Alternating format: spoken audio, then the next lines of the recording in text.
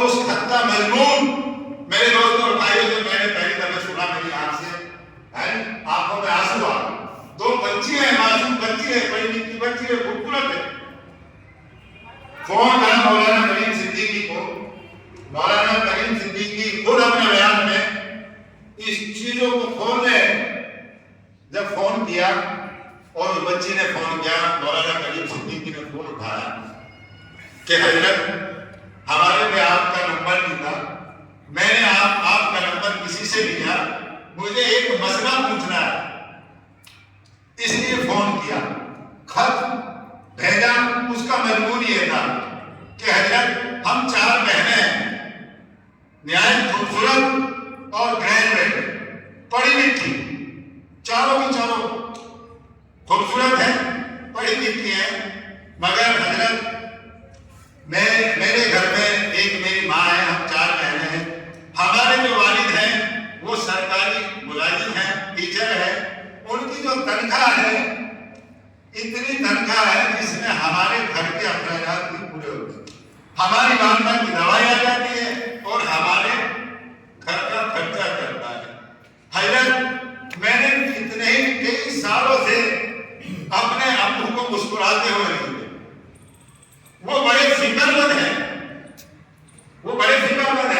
ایک دن تو حضرت یہ ہوا کہ تہجد کی نماز, ہم سب سو رہے تھے, تہجد کی نماز میں سسکیاں لے کے رو رہے ہیں. ان کی سسکیوں سے ہماری آنکھ کھلی اور جب ہم نے اپنے ابو کی طرف نظر اٹھا کے دیکھا تو میرے ابو کہہ رہے تھے اے رب کائنات, یہ میری معصوم سی بچیاں, یہ میری پھول سی بچیاں میرے پہ لعنت ہو گئی. اے میرے مولا, تو ان میری بچیوں کے نکاح کا انتظام کر. کہ حضرت اس حال میں اس لیے آپ سے فون کیا ہے, اس حالات میں کیا ہمارے لیے خودکشی کرنا جائز ہے یا نہیں؟ سمجھ آئی بات؟ قسم خدا کی ان بچیوں کی جیت ان انادانوں کے مکانوں سے ٹکرا گئی, ان انادانوں کے سروں سے ٹکرا گئی. میرے دوستوں اور بھائیوں, حقیقت میں ان کا میں یہ کہتا ہوں پکڑ کا ذریعہ.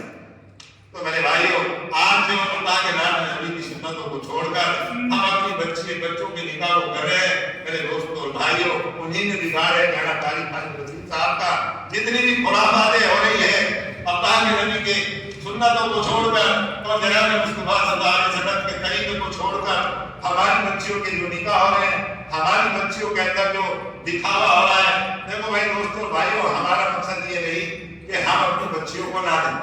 اگر اپنی بساست سے بغیر مطالبے سے کوئی دینا چاہتا ہے تو پردے کے احترام سے دے. ان بچیوں کا خیال کرتے ہوئے جن بچیوں کے سروں پہ باپ کا سایہ نہیں, جن بچیوں کے ساتھ بھائی کا سایہ نہیں, جن بچیوں کے سر میں ماں کی محبت نہیں, ان بچیوں کا خیال